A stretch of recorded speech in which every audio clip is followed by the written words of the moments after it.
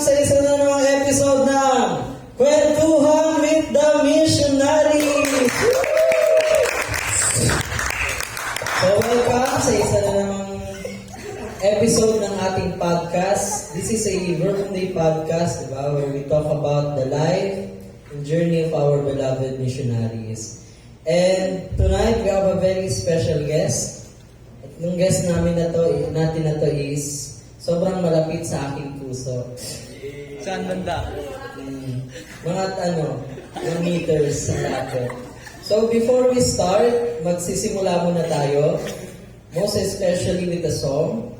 And I heard na itong song na pinipare ni Pads Iyo sa atin is talagang malapit sa kanyang puso. So, would you like to explain to us, Kuya Iwao, bakit ito yung song na pinili mo? Before we sing the song. Yeah, sure. So this is taken from John 15:13, where Jesus talks about friendship after the branches and the vine. He speaks of the friendship. And this was the first word of God that struck me, and it was the conversion passage way back 1998 when I came to the Philippines for the first time. In Tagaytay, we had an Asian youth encounter, so I chose this song. So let us sing together.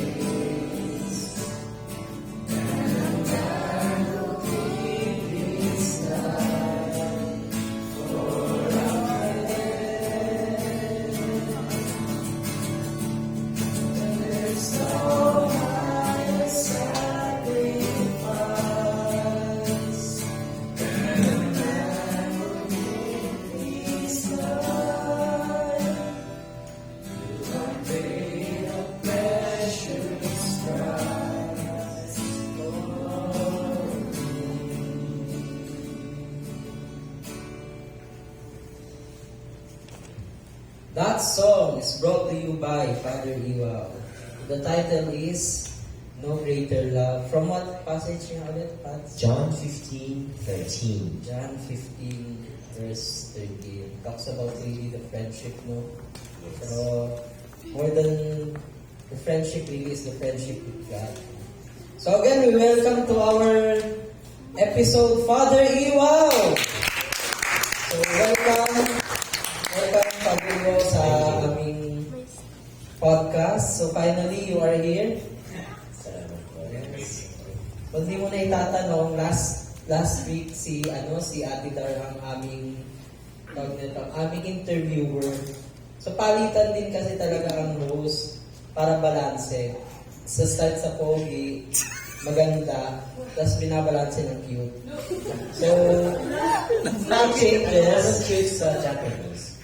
Kawaii. Wow, okay. Kawaii. Kawaii. Cute. Kawayan na lang din kaya sa akin. Cute na talaga. Yes? Paano po? Paano? Ay. Alam mo yung kwento mo yan sa Japanese. So yes. So, kung di nyo na itatanong, ito si Father Iwao is isa sa mga kung katulad din ni Kuya Darwin, is one of the elders of this church. Kasi when we were beginning our journey with the community, is one of the brothers na first ever na nakilala ko when we were starting here in the community, back in the number 36 Pansol. So, nasa baba-baba pa sila. And you were back then a brother pa, no, Kuya? Yes, I just came back or I was assigned in Mexico for 2 years.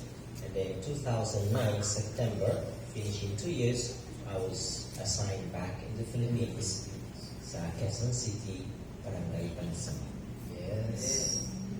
Hindi na namin papatagalin, Kuya Iwao. Kasi ako rin personally, I'm very curious with the story. And I think some of the youth and the teens here are also curious. Ano ba ang story talaga ni Father Iwao? So, how did you discover your vocation? When did it start? And saan ka nun? Saan ka tinumuhay mo? Were you in Japan? So, tell us about yourself, Kuya Iwao. Yes, I'm just conscious of the time. I don't know how long I should spend in one question, but your question is, where did I find a vocation, isn't it? Yes. Yeah, okay. So I would like to start with my search. So I was,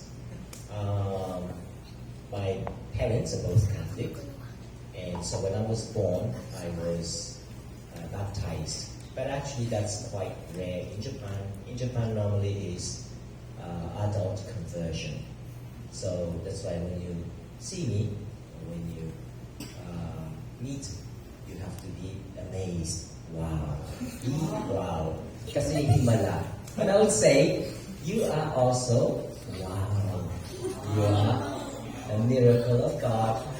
Just the fact that you are here by His mercy, by the grace of God, I am who I am today. So, I grew up in remote areas. Like, I was born in Brazil.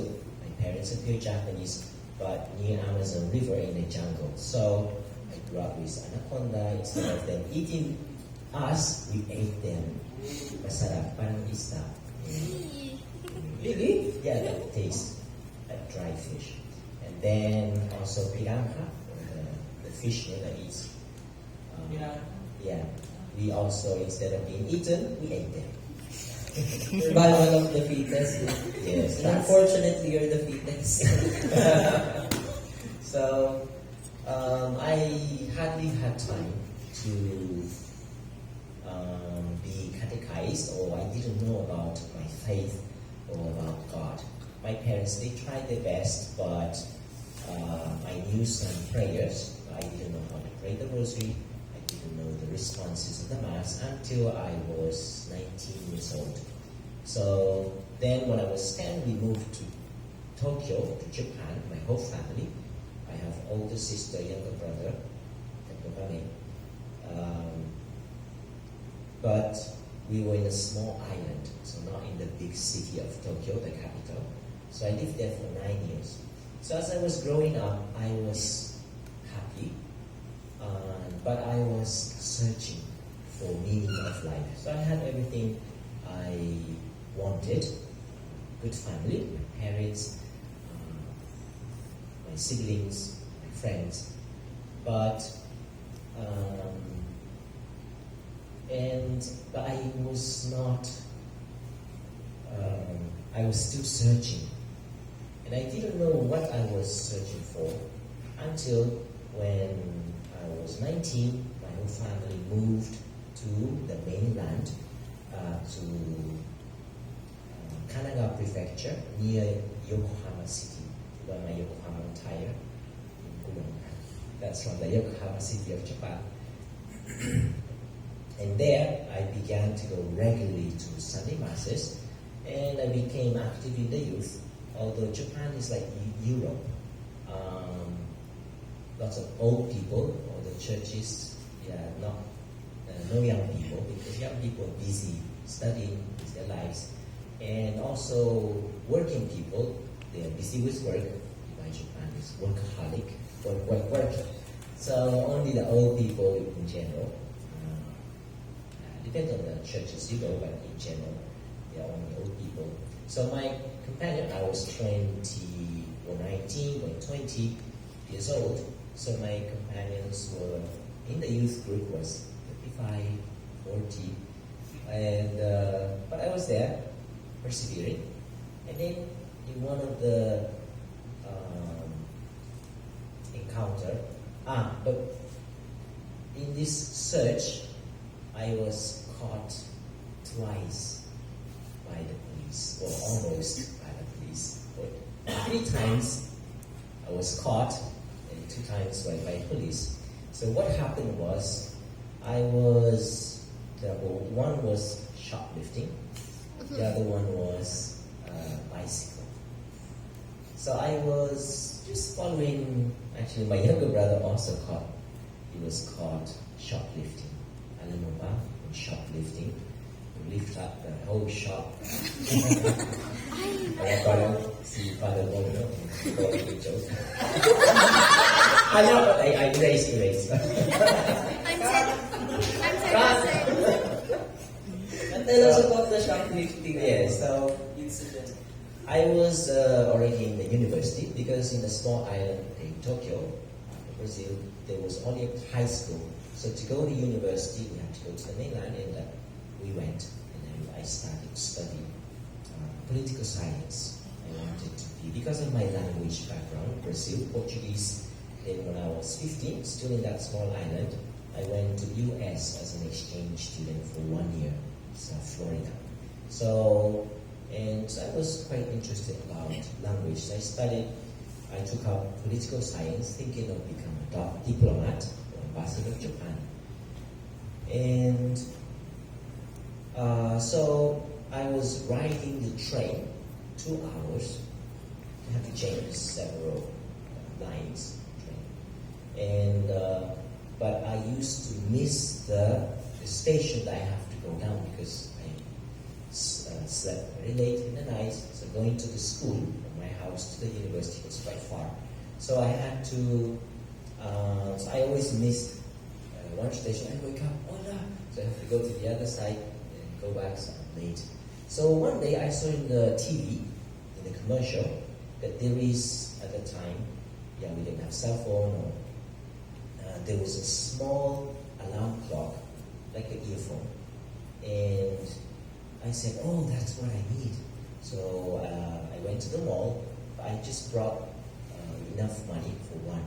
So when I arrived there, oh, ala, may ibang kulay pala. Oh, how I wish I could have not just one color. I like blue, I like green color. So, sayang, I should have brought more money, but I didn't have. So, but anyway, I paid. I was very happy. So I tried. I was very happy. And I was going around.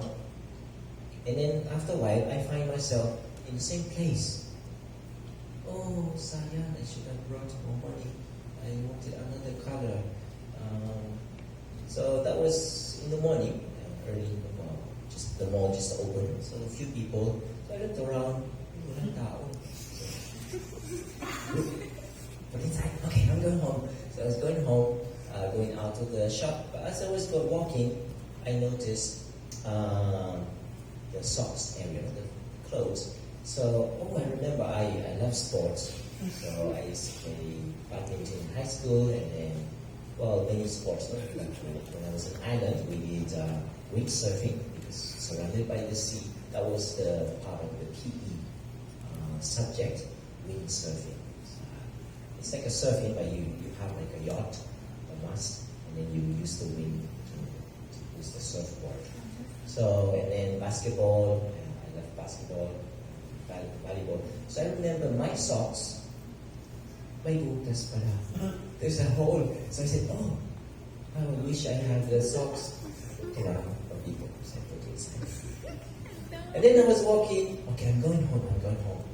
But then, I came to the stationery, the school supplies area. Oh, I remember my eraser. So already finished, so I needed eraser. Oh, I wish I had eraser, but I looked around. I put it inside my bag. Okay, I'm going home. But I was going around. And after a while, I said, no, I'm going home. So I was going out, and it's automatic. So just one step before going out of the mall, someone tapped my back. And I said, oh, who's it? And then, hi sir, excuse me, can you please go to that door, that room please? I was thinking, why? And then he said, I was watching you. Do you know how long you've been here? More than 2 hours. So in my mind I was thinking, shall I run or follow? Run or follow? I said, okay, I'll just follow. So I went with him, went to the room, and when I opened the room, there was a lady, old lady with eyeglasses, very strict looking. And then, sir, please have a seat. Sit down. Please take out the things you have in the bag. So I took out my alarm clock, my receipt book, the receipt, but the other ones, no receipt. So as I was taking out the socks, the razor, and other things, she was with a calculator. She was there as I take out things. And then, is that all? Yes, ma'am. Okay, now what we're going to do, we are not police, because there are so many young people like you who do shoplifting, steal products without pay. So we have people watching and to prevent. So now what we're going to do is to call the police, and I will hand it to the police. And in Japan, it's very systematic. So you will have a record. So I'm thinking, oh no, I'm just starting my first year university. I will be, so every time they open the system, it will come out, Iwao Ikigami shoplifting, 1997. So, and then suddenly she looked at me, straight in my eyes, and she just asked, was this your first time? And it was my first time. I just came out from the island and went to the big city. And I knew everyone was doing it. I was just tempted, and I fall into it. And I said yes. She looked at my eyes, and then she said, I will believe you. So I will not call the police, but I'd like you to contact your guardian or family, parents or whoever. And at that time, I was with my sister. My parents was also there, but I contacted my sister. So she had to come all the way. She was doing part-time job at the time. But she came to pick me up. So they said, Mom, please take care of your younger brother, that this will not happen again. And that was my first and the last. And how old are you again? When you have was- become enemy of the state? How old I was 19 years 19. old. Yeah. So, teenager back. And then, actually prior to that, because I was going to university, so from the university, I take the train. But from there, I have to walk back to the university from the station. So not that far, but it was a distance. So, and then from my house to this train station, it was also a little bit distance. So the first one, what happened was, from my house to the train station, I was walking every day. And then I saw a bicycle, a bit old, pero flat tire, walang hangin. And then one day I saw there, wait, abandoned. Okay, I'm still there after 2 weeks, 3 weeks. So I said, check. I think it's just, everything is okay, just the flat tire was abandoned. So without thinking much, I said, I'll just fix it. So I got the kit and fixed, and I was riding, very happy. And then one evening, I was riding, and the police in Japan, we have a police station here, different corners in the cities. he was with also bicycle and flashlight. And then he was just doing his routine, and then he stopped me. I said, can I just check? Every bicycle in Japan has a serial number and it's registered. And the police can access it. Just a regular police check, routine. Can I just check your bicycle? Yeah, sure. So he checked, and he checked. Wait, it's reported stolen. So I was brought to the police station. And I was let go easily. And he just said, don't do it again. And it was not so serious. But then a few months later, so this time was from my university to, from the train station to the university. This time was a mountain bike. And yeah, and then, oh no, I'm done. It's color silver, and then just flat tire again. Every day, Hindi na to. So, and then I kind of forgot what happened in the past. And I just fixed it. But this time I know, actually I remember. So this time, I parked a little bit far and a bit hidden near the university, but a little bit hidden place. But one evening again, as I was coming from the school, I finished the classes from the university, and I had a padlock chain, and I removed. As I was removing, there was a light on the car turned on, which is nearby. I said, oh, wait, there's a car here. But anyway, and then start the blue and red light. Oh, it's a police. So he came forward and, excuse me, sir, is that your bicycle? Yes. Is it the same police? No. No, this is another place near the university. So, please come to the police station. So we put the bicycle in the car at the back, and I was there quiet. So arrived in the police station, he said, oh, you have a record. This is not good. So this time, he said, I have to write I'm sorry letter. I will never do it again. So I had to write. And then he said, actually I knew this, but I just didn't think.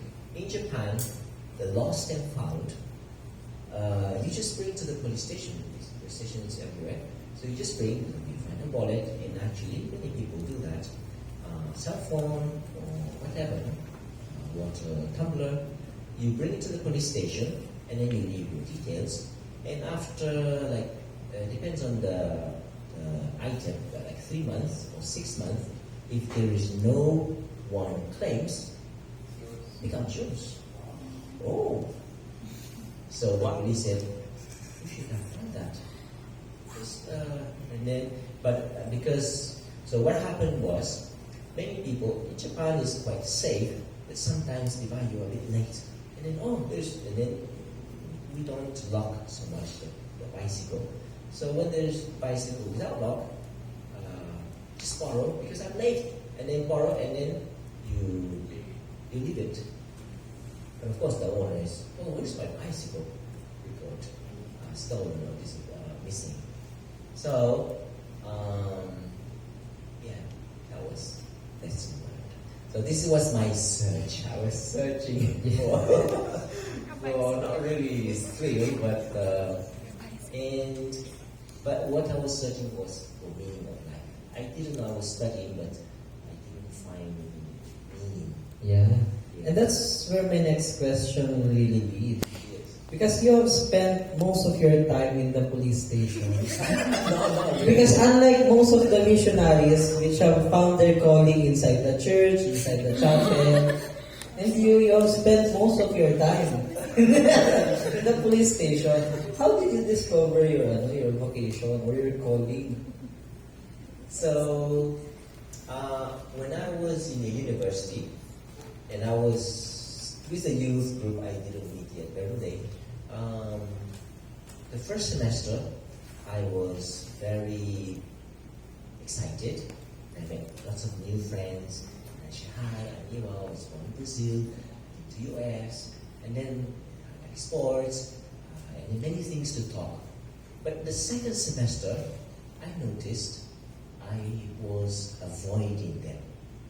Why? Because I was tired of pretending, because I had lots of friends in Brazil, at Ireland, schools, and also in US, but I didn't have a real friend, a true friend, that I can be myself. So I had to pretend, because I thought to be loved, to be a friend, that I have to pretend that I'm happy, that I'm fun, loving, that I'm knowledgeable. So, but I was getting tired. And that was the time we had an overnight weekend youth leaders in the diocese of Yokohama. So all the youth leaders, we had like a retreat, recollection. And in that event, one of the Verbum Day sisters, they were in the past, they are no longer there, but they were there, and they just facilitated, helped. And at the end, they just made an announcement. By the way, if anyone is interested, that was November, we are organizing a Verbum Day Asian Youth Encounter. Guess what? Guess where? In the Philippines. Oh, Philippines, I never heard. I knew Korea, China, but Philippines, no. So there are two things in the Christmas in the Philippines, because this was organized December 24 to 31. And they were from different countries. Singapore, at the time, Michael, not yet there. Taiwan, Japan, we were 22 of us. So from that group, I was the only one. I want to go. But we were all in all, 22 of us, and then we only like 3 of us, we were Catholics, the rest not believer. And so that one of the talks, actually it was Father Greg from Australia missionary from the day, and there also, Darwin was there, Bong, Michael, they were not yet at the time. And so in one of the talk, Father Greg, he talked about the friendship that Jesus offered to us, and he shared one news that he read. So there was, this friendship of Jesus, it's not just a friend, but he offers the greatest love. As we heard in the song, there is no greater love than to lay down, to give, offer your life for your friends. And the next verse, it says, you are my friends. And he shared a story which happened in Australia. There was a woman, young lady, was walking along the railroad, and when there's no train, the bars are up and you can cross. But once the train comes, the sound goes off, and then the bar closes and the train passes. So in that, as she was walking across to the other side, there was a little boy in the wheelchair who was crossing. There was no train, the railroad to the other side, but he got stuck in the middle. And after a while, he was struggling to get out, but the train started to come, so the bar went down, and then she saw it, and she went to help him. But it was very difficult. He was a little bit big. And she had the chance to save herself and abandon the boy. But what she did was, as the train was coming very close and very fast, she embraced him, and both were hit and died.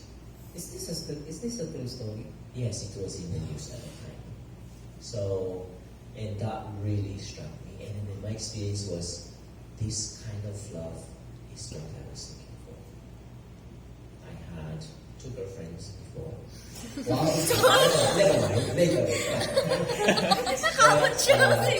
I love my parents, loved me very much, and I had lots of friends.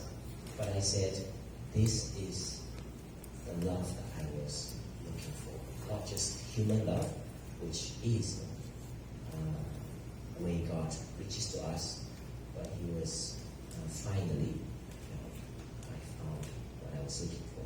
Like in the Song of Songs, I will never let it go.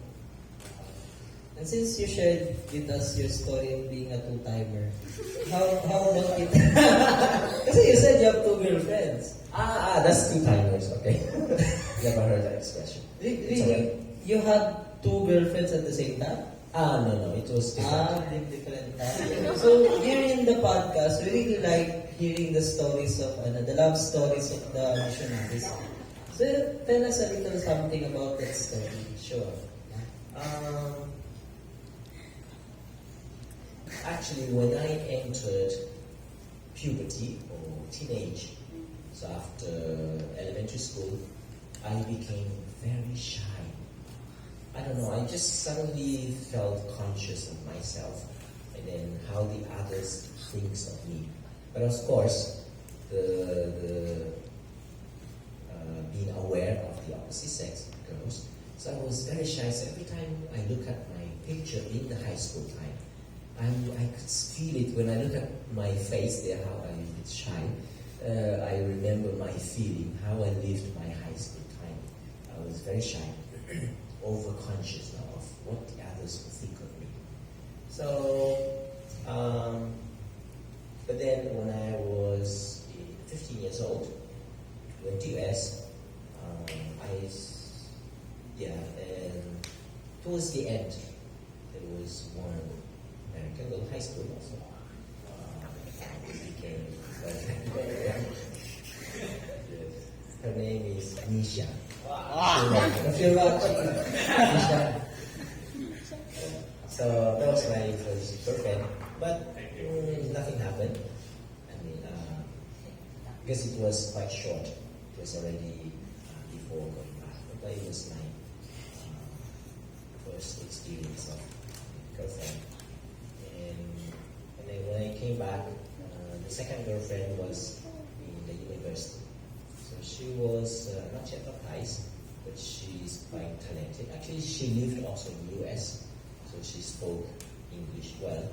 And she used to call me Daniel, because that's my baptismal name. And in Japan, I introduced, hi, my name is Iwao, and every time I introduce myself in US, they say, Iwao? Iowa? There's a state called Iowa, so they always get confused. So I stayed with my name, baptismal name, which is Daniel. And in fact, in Brazil, I was also called Daniel. And my parents, for example, they used to call me Dan-chan. Dan, and then Chan is the unit, Dan-chan. So, and she was a pianist. Her room had a soundproof.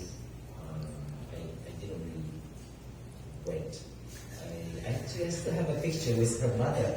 I was with necktie. I was quite nervous. But we only were steady about 1 year. And after that, kind of naturally broke up. Actually, she told me maybe because we were too busy with study, and it was a bit distracting, so she asked to be just a friend. Aww. do you mean friend zone? But actually, that was already, I met Vermont Day, and it was kind of providential because then right after that, soon afterwards, I felt the call of the Lord, which was in Japan actually. The initial encounter was in the Philippines, and then from there, they invited me to a weekend silent retreat in Japan after a few months later. Then the passage was John 17:19. The prayer of Jesus saying, Father, I consecrate my life to you, so that they too, the disciples, may be consecrated to you. So my reflection that weekend was the yes of Jesus, the self-giving of Jesus, the dedication and consecration of Jesus has been passed on centuries, generation after generations, and finally, almost 2,000 years, that was 1999, reached me. And I said, how did I come to know? It was through the missionaries, through the people. So I said, I want to do the same, because I'm convinced that the love of God, the greatest love, is not only for me, for Catholics, Christians, but every single person. Well, some of you know Japan has the highest rate, or one of the highest around the world. Australia actually is quite high. Korea also. But Japan is rate of suicide, high rate of suicide. So if you ask any Japanese, have you ever thought of suicide? It's quite, we don't really talk about it, but yeah, it's sometimes in the anime or comic books. But so I had also, because I was searching and I couldn't find the meaning of life. So I said, the way I found the love of God and the meaning of life is I want to do the same. So I just said, we had at the end of the weekend, it was Friday, Saturday, Sunday, we had a little sharing of our experience of praying on the retreat. So in that sharing, I said, I want to be a missionary. The missionaries, there were 3, 2 Spanish, 1 Portuguese. They called me aside and they said, if you really think that God is calling you, there is 1 week silent retreat. That was in March. In April, there is a retreat in the Philippines in Tagaytay. Would you like to go there and to see if really God is calling you? I said, yes. And then that retreat was confirmed. And then I was given about 1 year to discern in Japan. So I continued studying second year university. And as I finished, it was the time where other missionaries like Michael, James, 2 Singaporeans, Ryan, James, Darwin, Mom, Vic. So we were like 8 of us at the time felt the call. So they decided to have the formation, because prior to that we all were sent to Spain. So they decided to do it in the Philippines, in Cebu. So that was beginning. Yes. That was like, I came to Philippines 2000, Cebu. And what was the adjustment like for you when you were assigned here in the Philippines? In the Philippines. Well, actually, when I first came, and then also when I arrived here in 2000, I felt quite at home, because the weather, actually tropical weather, rainy season and dry season, that is same in Brazil. Although Brazil is big, but in the north, near the equator, like Philippines, so we only have 2 seasons, rainy season and dry season. So I felt quite at home. And then like fruits, lots of fruits, although durian, there was no durian in Brazil. I only tasted, found, smell like hell, taste like hell. But I love it. So, and then of course the people, I felt very welcoming, very joyful.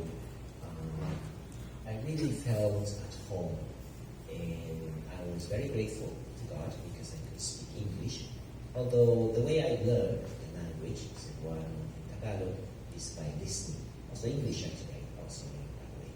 But and as Father Daniele said, there's more fun in the Philippines. Kasi sa Japan, seryoso lahat.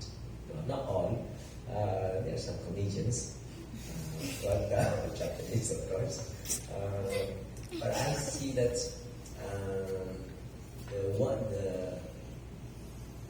well, I was reflecting why Philippines. Many people ask me, 21 years. I read in 2000. Should be 24, diba? Or going 22. But 2 years, I was assigned in Mexico. So minus 2, so that's like 22. 2000 and then 24 years. The way I see is because during the World War II, Japanese did terrible things. Maybe it's the way that God wants, yes, to repay or to penance, no, to spend. And I also see it's a preparation, I think. But every time I go back to Japan to visit my family, every 2 years, there's so many Filipinos in the parish. So especially after I was ordained, they always ask for English mass, and yeah, I see that God preparing for them. But also we have lots of Brazilian Japanese and Peruvian Japanese in Japan because of the economic situation and stable in Latin America. So they are back in Japan. So last time I went last year May, at the mass I celebrated. It's a parish priest where my mother lives, and I just introduced, I'm short. And then after the mass, someone came up to me, Padre, in Portuguese. He asked me for the contact because they wanted a Portuguese mass. But I said, oh, I'm so sorry, we just visited here. Oh, so sad. Please give me contact and come back. So I see, but I feel very special for the Filipinos. We have a very good friend who married Japanese. We still contact and many others.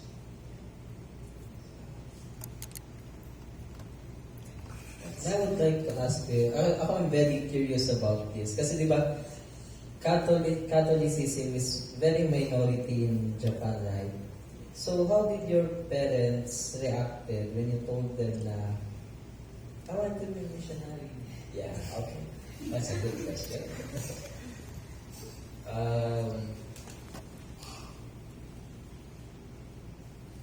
My parent, of course, the Christianity arrived in 1549, 28 years later than the Philippines. 21 plus 28, that's 49, with St. Francis Xavier. But because of the persecution, for 2 centuries, 200 years, we only have 0.6% Catholics currently, so less than 1%, and half of them or more consists of the foreigners. So the Japanese Catholics are only like 0.3, and then the big number is actually Filipinos and others, no? But Filipinos has a big place. So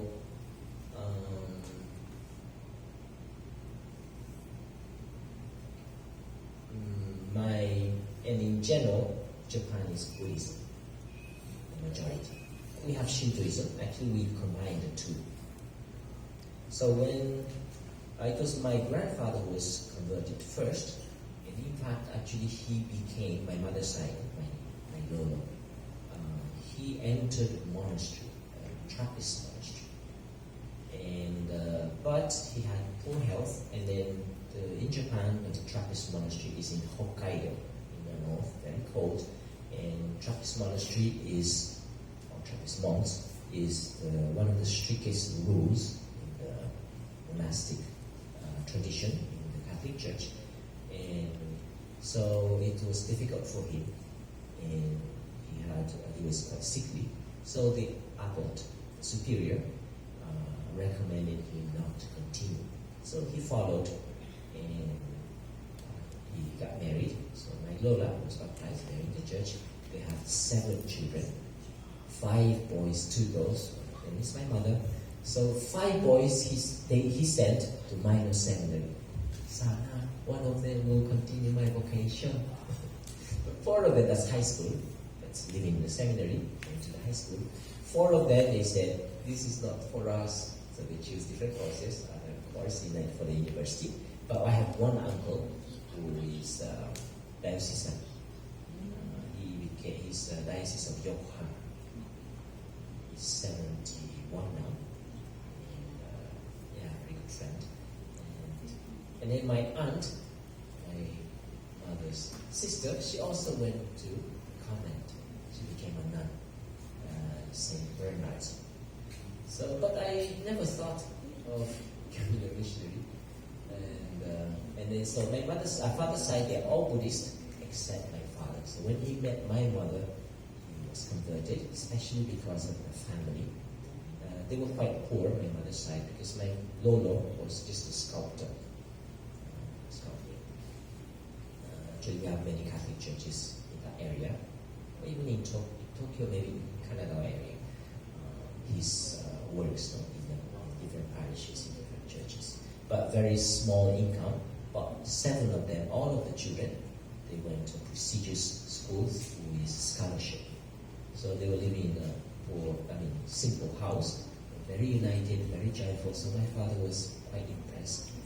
Eventually he was baptized, got married in the church, right after marriage to Brazil. Because of my uncle, the younger brother of my father, he studied agriculture, and he was already there in Brazil. So my father was planning to go. My mother, somehow, I don't know why, her father was telling about the Japanese community of people in Brazil and the adventure, no electricity. So my mother grew up dreaming, one day I want to go to Brazil. But every time she found someone potential husband to be, she would ask, would you take me, because at that time, 1970s, she was not allowed to go alone to migrate or emigrate to Brazil. She had to be married. So then he said, no, I'm happy here in Japan. Until when he met my father, they decided to go. So, but I would say that, for example, San Lorenzo Luis, do you know where he died? Japan. In Nagasaki, 1637, so 17th century, from Tondo, Binondo, and married man, Filipino-Chinese, but he's the first Filipino saint, martyr. If you watch the movie Silence, see how he was badly tortured. That was the first thing when I watched that movie. So I say, or I see that, as we say, the blood of the martyrs is the seed of the church, has reached me also through the sacrifice of the love of San Lorenzo. So you guys really have offended us twice. Allah! First by killing San Lorenzo Luis, then second was the World War II. But so when I arrived, I didn't know about San Lorenzo Luis, and then I found out. Because he was counted as among other saints. And of course, in Japan, we just mentioned the Japanese. So I was making a joke when I arrived here. So we made saint. Bad, but killed, and you have saint. So you can do now. Yeah, so it's even, diba? Yeah, but to my surprise, we have one already. Blessed Justo Ukon Takayama. He Was he killed died. by a Filipino, no? He was killed By a Filipino? by a Filipino mosquito, I think. Because of the dengue. Yes. He had a high Not fever. counted. But actually, he was a high-ranking samurai, lord. He was a lord, and he really contributed. He built lots of churches and helped. He was very close to the Jesuit. But he was persecuted. He was stripped of his wealth, and he was exiled. He was banned from Japan because of the faith, because his Christian, I'd like to invite you to watch the movie Silence by Martin Scorsese. Oh, a bit heavy, but the last part is the most important. So he was exiled, and traditionally, when you die while you're exiled, it's considered, even if it's sickness, martyrdom. So he's actually martyr. He's a married man also from Osaka. So when Pope Francis came in 2015, he died in 1615 in Paco. Actually, we could go to Paco. There is a Plaza Dilao. Because Japanese, when we are born, it is said we have yellow skin, yes. So they named, that's what I know. I think there are other theorists, but that's why. Because with him, he brought 300 Japanese, the whole clan, to the Philippines at the time. Now it's scattered and it's not there. But he died there. And he was buried with the Jesuit priest. And currently, his remains in Novaliches, the Sacred Heart.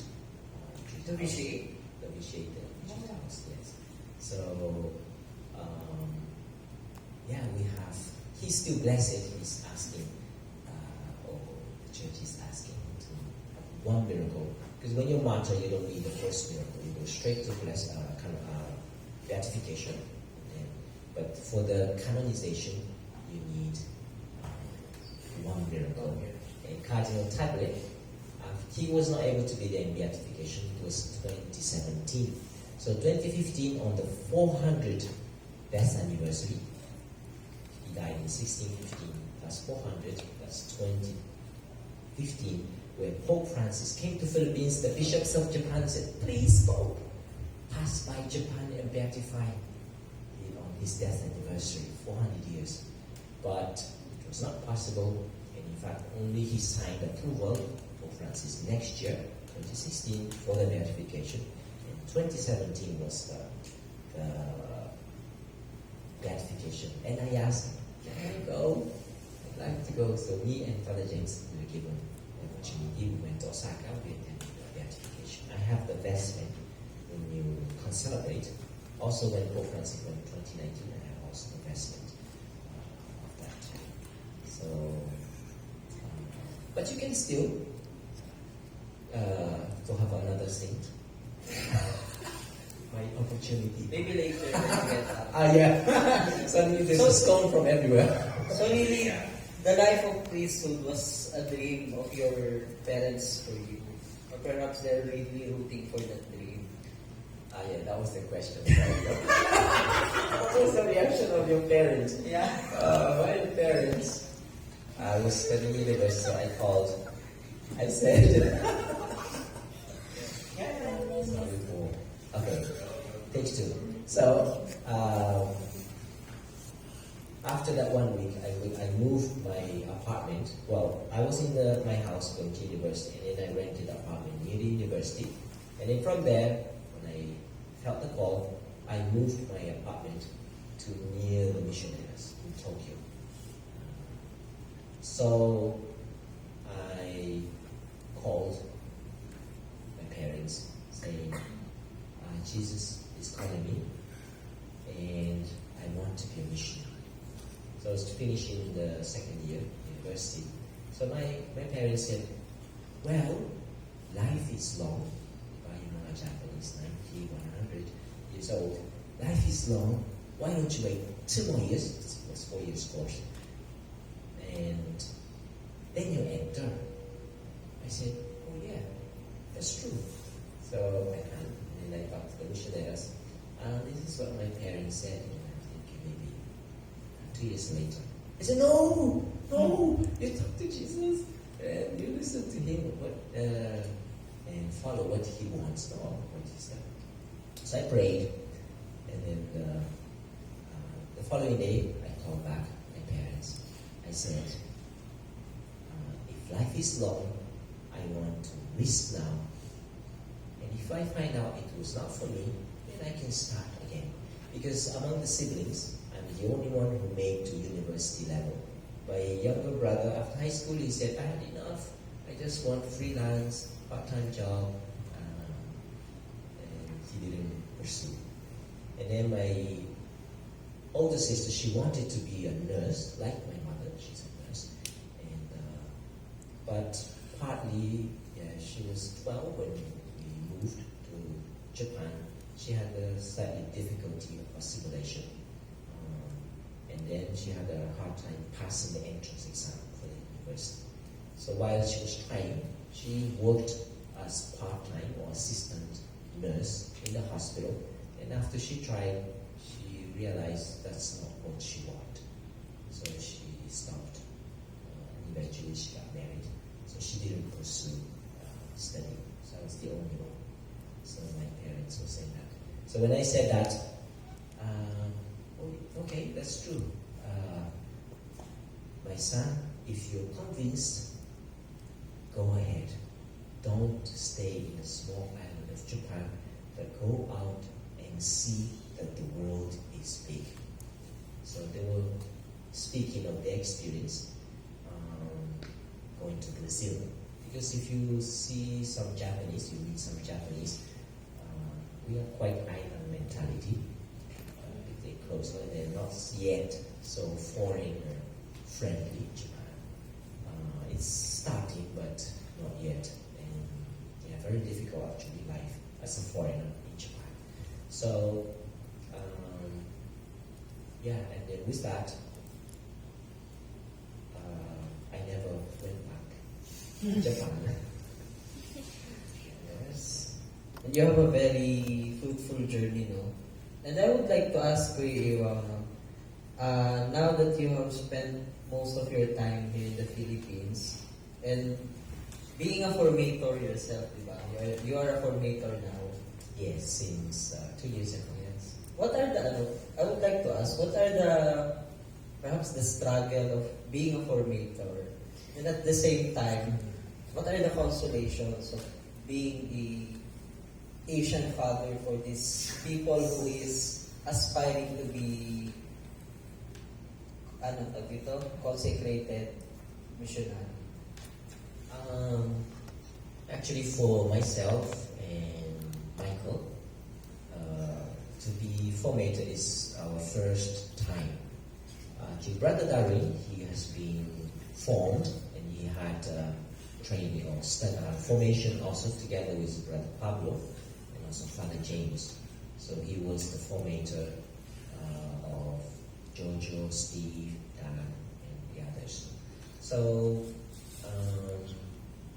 yeah, we are still learning, but the challenge for me is just like when you become a parent, it's you don't really, you know some things about, but it's different to really take care of. So one thing that I find it challenging with them is that they are quite demanding, or I feel demanded, because not just to give instructions, okay, this is the schedule, this is what you have to do, no, but it's to show with your example. So I feel, but I realize that I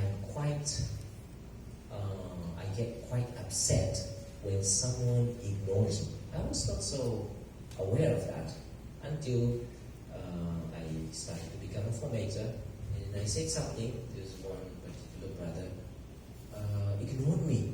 So I felt very angry, and I was surprised. Oh, I didn't know. Then I tried to reflect, because to be ignored for me is lack of respect, that you don't consider worthy to be listened.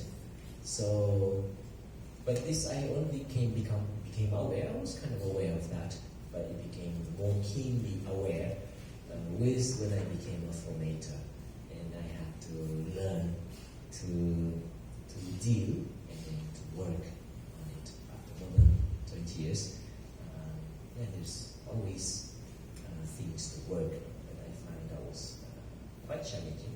And then at the same time, of course, younger missionaries is the hope, So I'm quite happy to be with them, sharing the journey together, which I was also accompanied in my own journey when I was starting. So, and dreaming together. So I am looking at Japan currently, but depends. Maybe suddenly, no, the direction is China or Vietnam. No, Vietnam we already actually have. Malaysia, we don't know. But there is certain invitations from Japan, but and always playing with the world map. I feel this joy and passion as I journey with the younger vocation. So that's my experience so far. And we can really see na your being formator is being fruitful talaga. Kasi we have Brother Hai now in his 3rd year, tama ba? Yes. 2nd year now. So, we continuously pray for your becoming Asian father, not just in the Philippines, but as you say, diba, your dream, you need to go beyond the oceans of the world and find more vocations in different places. No? Maybe in that journey you'd really be able to find your desire not to become executed and become a saint. Diba? So you have also your eyes in the mainland China. Yeah. Actually, my first 30-day speech exercises, I was so captivated by the life of Jesus, because we kind of follow the Ignatian retreat and we look at the life of Jesus, especially his passion, death and resurrection. So I said, wow, Jesus, I want to be like you. I want to give my life and I want to be a martyr. But as the year passed, so that was my prayer. I want to be a saint, Lord. I want to be a saint. I want to be a martyr. I'm ready. I want to be ready to give my life. But then I realized just the community life is very difficult. So my prayer changed and I said, Lord, I'll be very happy if I reach purgatory. Never mind about heaven or being saint. And one of the brothers said, I think you became more realistic when you started very idealistic. But I will, the Lord has been telling me past maybe 3 years ago, since 3 years ago, be fervently sent and together. And I would really say for you, you really are a saint with the making. But because not just with your work as a formator, but also as our advisor in the young professional reality. So we really thank you for dedicating your life really this call and this mission. And there you have it, everyone. Kuya Iwao, thank you so much for sharing with us your story and for being so open with us, especially with your police record. We would like Do not to- follow me. Yeah. No, you really are a changed man now. So we can really look at Kuya Iwao as our idol. And we would like to open now the floor. We would like to open the floor for some questions, so I hope you are ready. Because this generation really has so many things that they would like to know. And kung meron ba kayong mga tanong dyan na gusto ninyong ibato, now is the perfect time to really ask our Asian Father your questions. Huwag mo na itago, huwag mo na yun.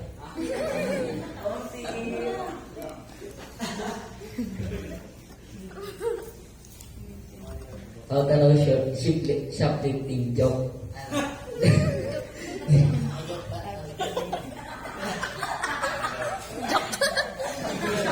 Do you have some regrets? Do ano ba yan?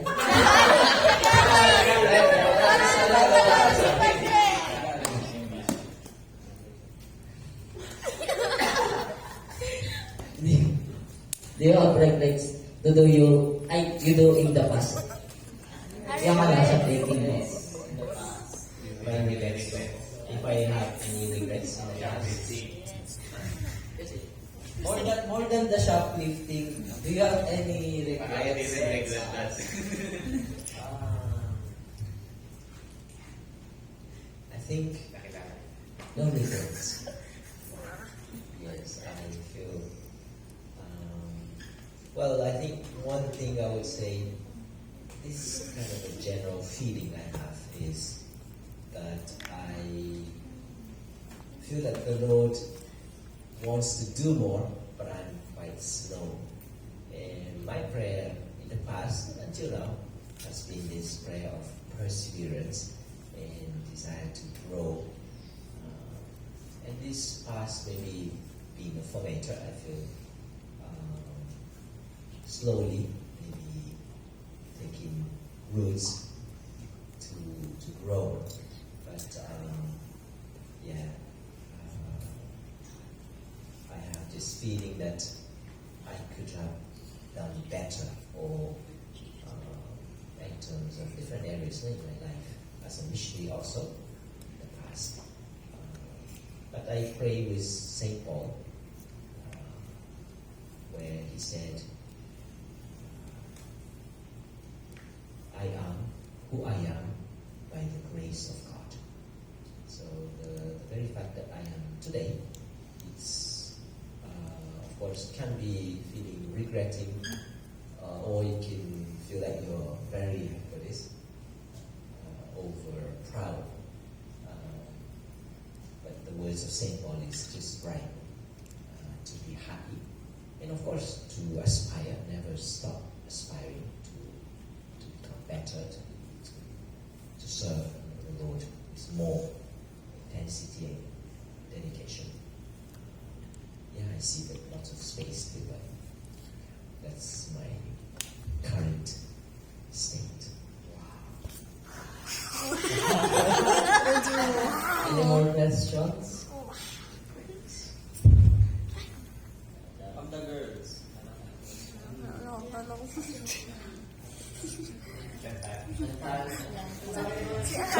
Si Ate may question.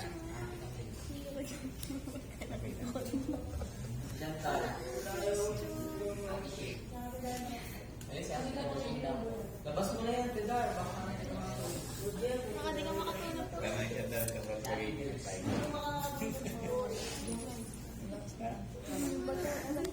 dati may tahimik lang. Tarata, may tingin. Yung nanghihina. Don't start. Yung nanghihina.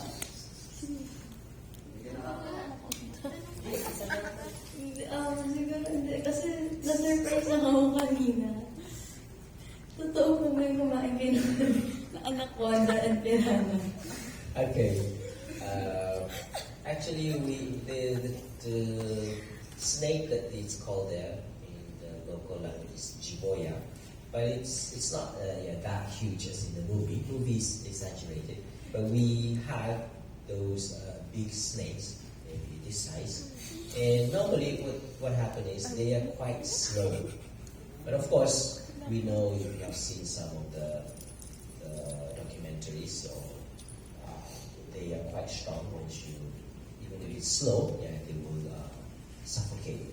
So what we did, so it's true, but what we did is, but not that big, it's a small, so as they are, and we don't look for it, sometimes they're crossing the road, so we say, oh, yeah, you crush the head actually with the tire once, twice, 3 times, and then put in the truck, and then you cook and eat. So it's true. But Make not it the as a same. sushi. Yeah, actually, where I lived, it was the land was provided by the Brazilian government because Japan and Brazil had a very good relationship. So although we were the last group, so not so many. So our neighbors, Japanese neighbors, of course there are Brazilians there also, but we were given a land less people and for us to live. And so when I was growing up, I didn't play football, soccer so much, but I played baseball. Actually, Japan is, until now, is baseball. We have now lots of soccer player also, but baseball. And instead of dancing samba, I was dancing Japanese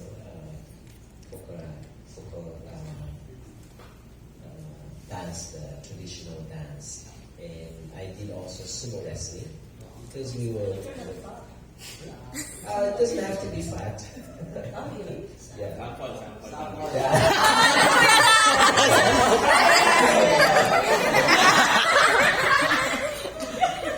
Bigla si Kuya. And every Sunday we have a Japanese Sunday school, and then we have some Japanese food like natto. Have you heard natto? Yes. Natto is it's a fermented. It's a fermented soybeans, medyo mabaho and slimy. So it's brown color, and then normally we put soy sauce and what's this, mustard, and you eat with rice. Yeah, you should. We should go to Japan one day, but if not, Japan, let's come here. Actually,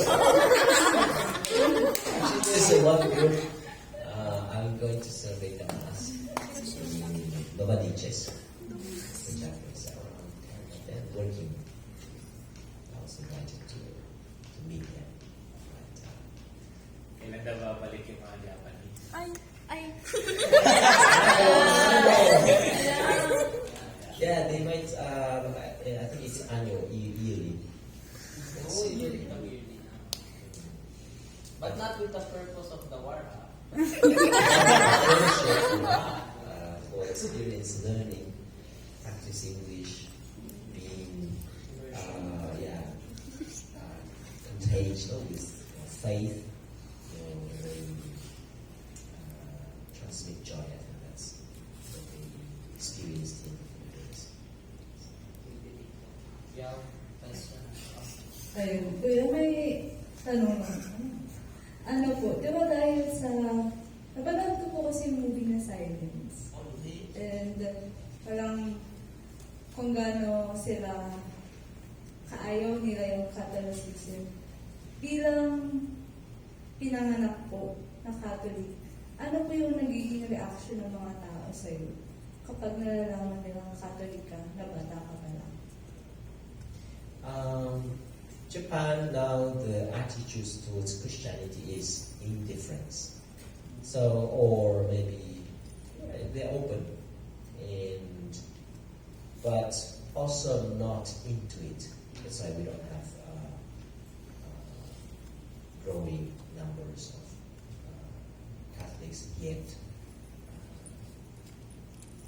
Because after the the movie, yes, I think it's around beginning of 1600s when the persecution started, and it lasted for 200 years. And then what happened to the Christianity, all the Christians? All the priests, the bishop killed or exiled, kicked out. So the rest who survived, they went underground. So we call it kakure kirishita, hidden Christians. So towards the end of 1800s, when the Americans forced Japan to open, because Japan said, we don't want colonization, so we don't want Christianity, and no trade. So Japan closed the country for 200 years. Except one country, Japan maintained the trade, which was Netherlands, very minimum. But the Americans came to force Japan to open. So with that, actually Japan adopted the constitution of the France, which secures the religious freedom. And although when the missionaries came back, or the different congregations came back, they thought there was no more. But then to their surprise, they came to meet. And I think around half of them, they went back to church because 200 years totally cut, so many practices was a bit deviated and not updated also. So they continue their religion in a way as hidden Christians, especially in big numbers in Nagasaki in the south. But until now, there's a conversion to Catholics from that particular group. But then in general, Japanese are open. So when they come here, they just join and then they enjoy. But in the movie it says Christianity will never take roots in Japan because one of the reasons I think is Japanese is the preference is more openness. So, for example, Shintoism actually is animistic or pantheism. God is everywhere. So, like Mount Fuji is God, small letter.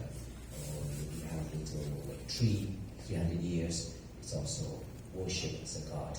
So it's more like you're not used to monotheism, which is one god, like Christianity, or Islam, Judaism, Jews. So that's one of the reasons they say it is said that not easy Christianity because Japanese want everything. So they're open in Christianity. We did actually in 1998. How does the Japanese perceive religion? So we did a little skit. It starts with the death of the father. So the Buddhist monk comes. So the family is Buddhist. And then there's a prayer. And then the children, as they're growing, they go to Shinto shrine. Because Shinto is more daily life or life here on earth. And Buddhism is considered after death, which although they have, of course, important during the lifetime, but in Japan it's quite simplified, and you come more direct contact with the Buddhist monk, Buddhism, in the funeral. So sometimes Buddhism in Japan is called funeral religion. So the children grow up. There's a particular celebration called Shichigo-san. Shichi is 7, Go is 5, San is 3.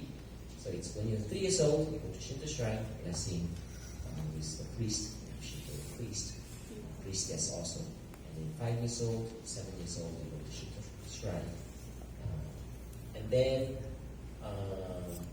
the children grow up again more, and then the marriage is with wedding, Western wedding, in the church, because it's a Protestant church. They have a romantic or modern. Although we have a Shinto rite of wedding. My mother, she just dressed up with a kimono, and she was married in the church, but they have 2, just a dress. And so in that way we portrayed, we showed like Japan is open, not particular. And then in fact when you ask the Japanese, do you believe in God or what is your religion? In general they say, just copy what other people say, I'm an atheist. I don't believe in God, I don't have any religion. But if you ask them which denomination, there's several branches in Buddhism, which denomination or which branch of Buddhism does your family belong to, and every single Japanese have. And normally we have outer ancestor. Buddhism is also ancestors. But don't practice. So the culture is Buddhist, Shintoist, but in practice almost zero. So you don't really have teachings.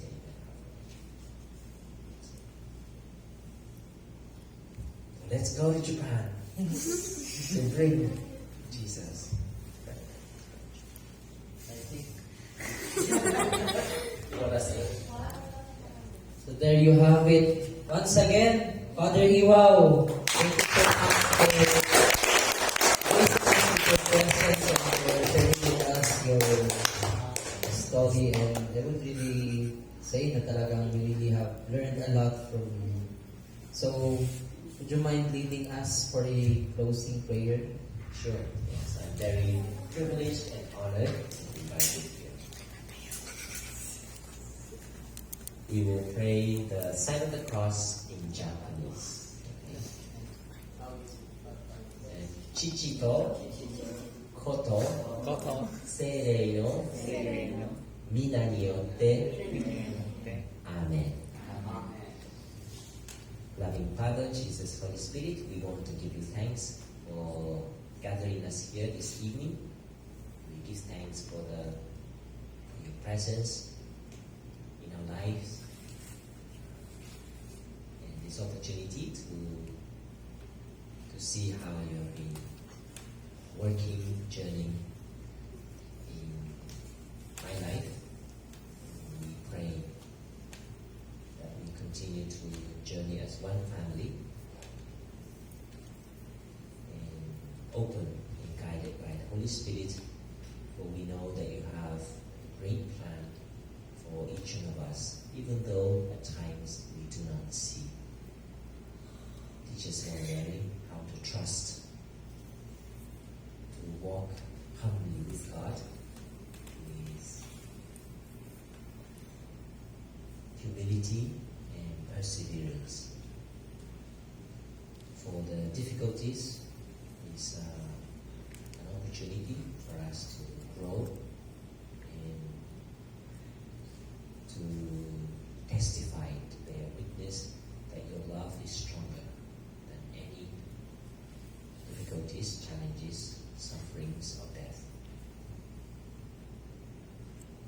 Accompany us, Mother Mary, especially in this Lenten season, and with many temptations or things that may come along the way that stops us to follow Jesus. We know you're there, holding our hands and leading us constantly to Jesus. Ang Panginoong Maria, napupuno ka ng grasya, ang Panginoong Diyos ay sumasayo. Bukod kang pinagpala sa babaeng lahat at pinagpala ng mga anak na si Jesus. Santa Maria, Ina ng Diyos, panalangin mo kaming makasalanan, ngayon at kung kami mamamatay. Amen. Chichito, koto, seirei no, mina ni yotte. Amen. Thank you, Kuya Iwao. Thank you.